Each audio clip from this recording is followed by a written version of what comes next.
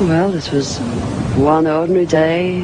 I was waiting for my husband to come home from work, and my two sons went to Seifert to school, and I was getting changed, and I heard this terrific noise. It was just like a giant cauldron of water being poured onto a fire, a shh sort of noise, you know. And my first reaction was, oh, the children. I thought maybe a plane was crashing or something like that. And I slipped my jumper on and went outside to find my two sons lying flat on the ground in the garden in front of the house, shouting, "Mummy, Mummy, there's a flying saucer." Well, naturally I just said, "Come on, don't be stupid. Come in the house." But felt sort of a strange sensation. Wended my way up the side of the house to where we had a pump where we used to get all our water from, and automatically looked up to see this, all I can describe, this huge Mexican hat. It was stationary, this thing, and it was bright silver in colour, and it had a dome. It was tilted to sort of, I could see the occupants in it. You saw people in it? I saw people in it. There were two people in there. These people were beautiful people. That's the only way I can describe them. They had long golden hair, like a page boy bob, just like the old kings. You used to see photographs of the old kings. And the colour of their hair was golden. Now, I was really... What were they dressed in? They had a sort of a polo neck jumper affair, like a ski top suit, in pale blue. Now, these people weren't sat behind, one behind the other. They were sat together, but this, whatever it was tilted so that I could see them and they could see me. Were you looking at them through windows, through portholes? Or no, not portholes. It was just sort of like a cockpit, I suppose, but had this perspex or glass or whatever it was. They could see me anyway, and I could see them. And they had beautiful faces. I shall never forget their faces as long as I live. Their foreheads seemed to be a bit larger than, you know, the bottom of their faces as normal people you would expect to see. But maybe this was just whatever they had round their heads, which was like a transparent fishbowl. And they just looked, and I was absolutely paralytic with fear. I couldn't move, although my mind was ticking over.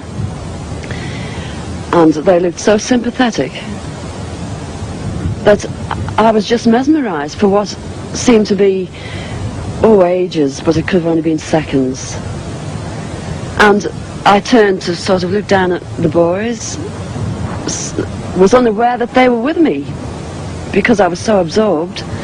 And the next thing, I looked up and it was gone. How low had it been?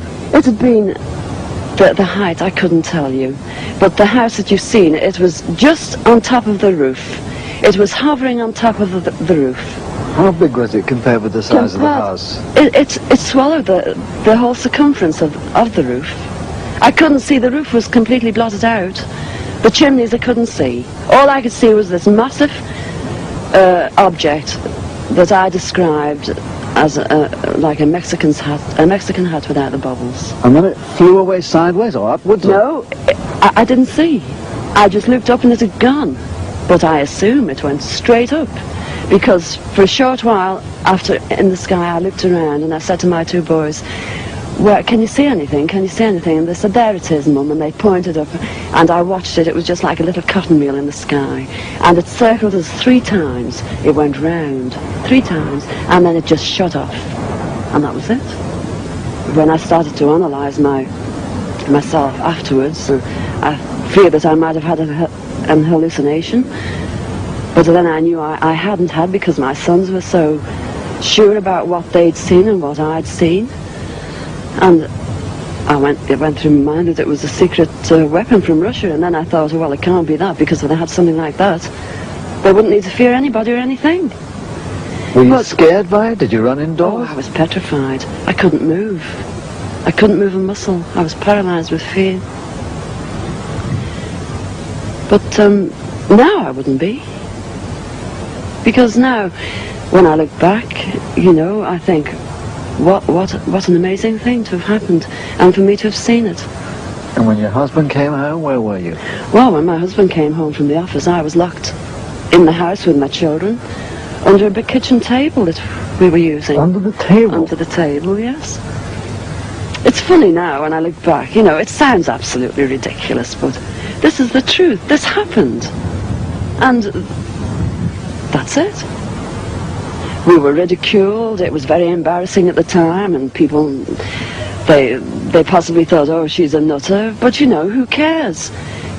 This is something that's happened to me, and I'm a practically minded person, and that's it.